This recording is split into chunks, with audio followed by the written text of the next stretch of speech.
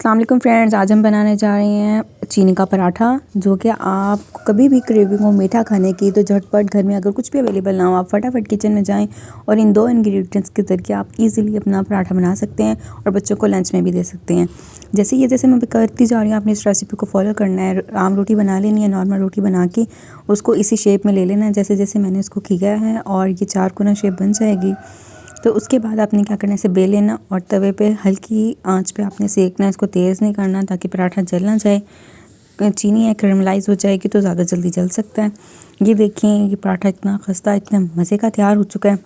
अब आपकी मर्ज़ी, आप इसे किसी भी चीज़ के साथ सर्व करके खा सकते हैं।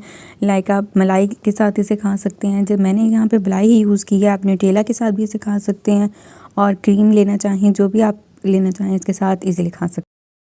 बहुत यम्मी है, एक मरतबा ज़रूर ट्राई कीजिएगा और मेरे चैनल को लाइक शेयर एंड सब्सक्राइब कीजिएगा। थैंक यू, अल्लाह हाफ़िज़।